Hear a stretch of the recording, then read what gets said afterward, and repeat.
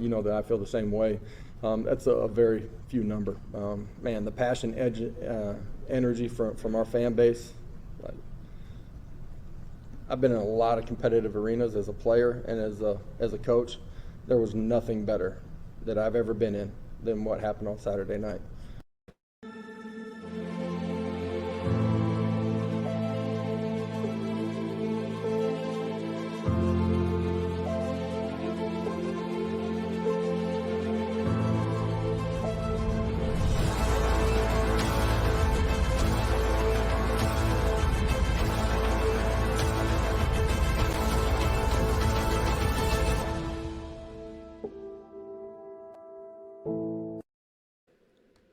Welcome to the Talkin Vols Network. My name is Boogie Bentley, and the University of Tennessee has committed several NCAA violations. One of those took place before the Ole Miss game during the 2021 season. We're going to take a look at it because it's been all over the news. It's been all over the media. It's not really a big deal. And, you know, we're going to talk about it, but we're not really here to talk about that. We're here to talk about the fact that college football is broken. We're going to go into it. We're going to do a deep dive. We're going to talk about it. As always, do me a favor. Go ahead and smash that like button just below the video. You can see that little thumbs up. If you got a Google account, sign into YouTube. If you enjoy the content, press that thumbs up. It's quick, it's easy, it's free. It's a way that you can support this channel. Also, if you're new to the Talkin Vols Network, welcome. We're not experts, we're not insiders, we are fans just like you. So if you like what we do here, go ahead and subscribe. Click that bell for notifications. You won't miss out when we go live or when we drop a video. So let's jump right into this over at 24/7 Sports. Tennessee football committed NCAA violation before Ole Miss game during the 2021 season. This is written by Brad Crawford. Now, if we all go back to the Ole Miss game this year, what an environment, absolutely electric. This Tennessee fan base came to life that week. It felt like the old days. It felt like the good old days when Tennessee football mattered. Big time matchup, late night environment, just everything you want from a Tennessee football game.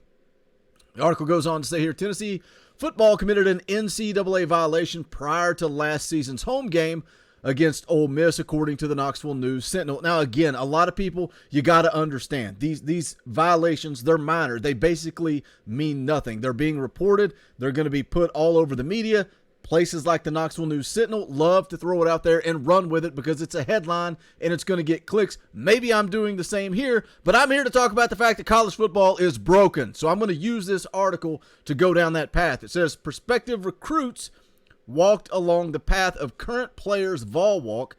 This minor recruiting violation is one of 3 self-reported within athletics by the Volunteers, according to a university document detailing the final quarter of the 2021 season. Again, this happens every year around this time. Programs all across the country are reporting minor violations. It goes on to say here the other 2 minor violations at Tennessee occurred when a recruit dribbled a basketball on the court at Thompson Bowling Arena, and when the university's assistant director of Olympic sports performance violated NCAA rules by publicizing voluntary workouts by student athletes on social media last summer, per the Knoxville News Sentinel.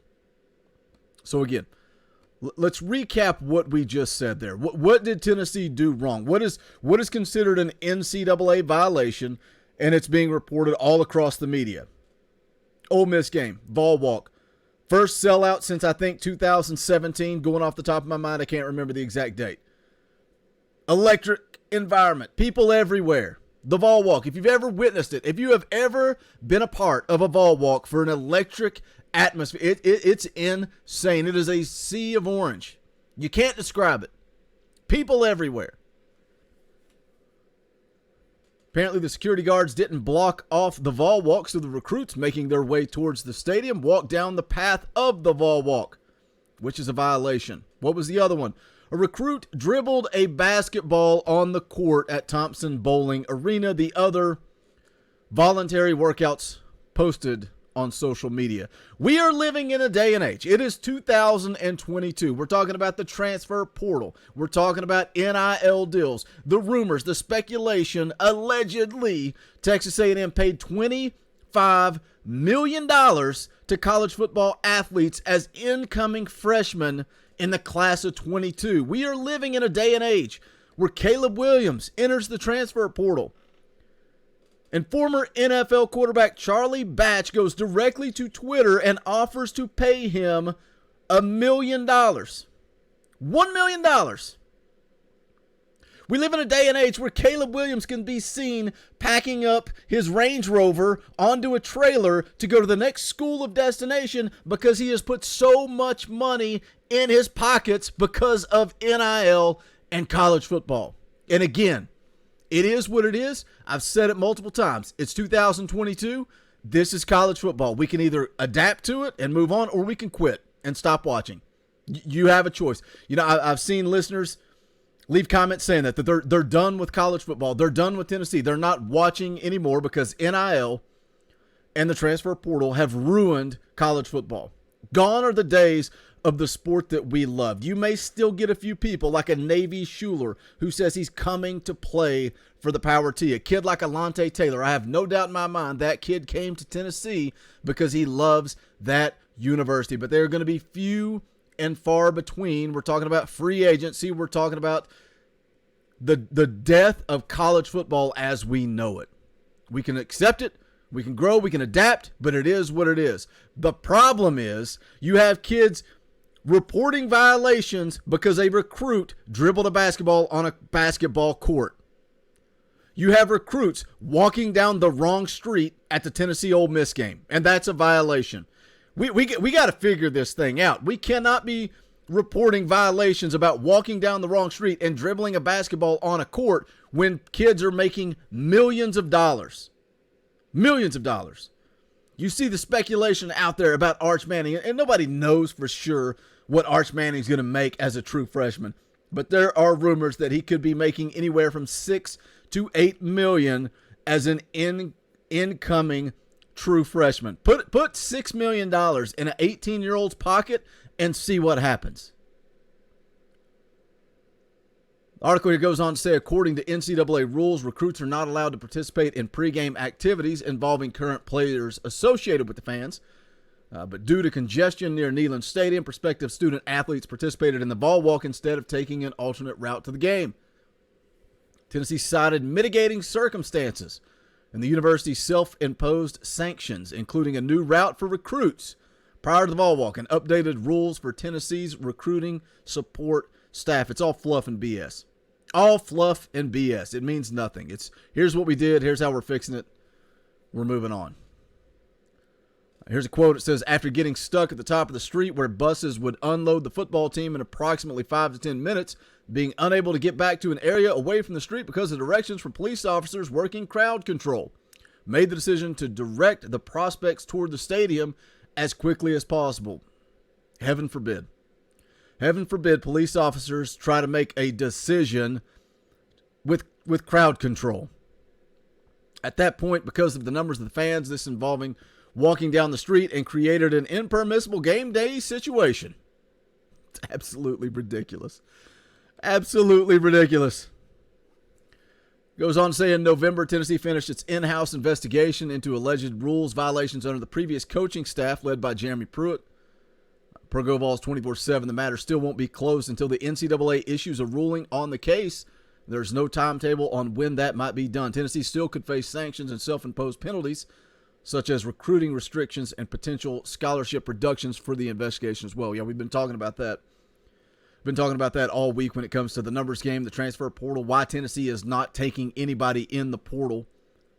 According to guys like Jason Swain and VolQuest, that's going to pick up once we get through the spring and into the summer, so we'll see how that plays out.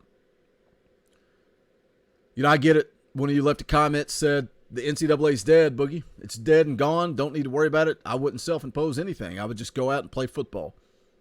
It's not dead, but it's dying. It's dying. Article wraps up here. It says this Tennessee news comes off the heels of Georgia self-reporting 6 violations, including 3 on the football side, in the Bulldogs' final 2021 quarterly review this week. According to the Athens Banner-Herald, one of the football violations occurred after a Georgia staffer lent a recruit's parent money at the university's bookstore. There was a promise of repayment, but it did not happen after the staff member failed to collect the money prior to the family's departure from campus. So what do we got? A parent in a bookstore wanting to buy a T-shirt. Somebody loans them some money and doesn't pay it back. That's a violation. That's a problem. But spending $25 million for the class of 22, perfectly fine. No problem at all. Hit that comment section. Let me know what you guys think. Is this the death of college football? Is this not a joke? Is this not an absolute joke? A kid can't dribble a ball on a basketball court. Kids can't walk down a certain street at the Vol Walk. You can't loan a parent $25 for a T-shirt, but we can pay $25 million for the class of 22. We can offer Caleb Williams $1 million cash to come play for our school. The NCAA is dying. College football as we know it will never be the same again. That's going to wrap it up for this one.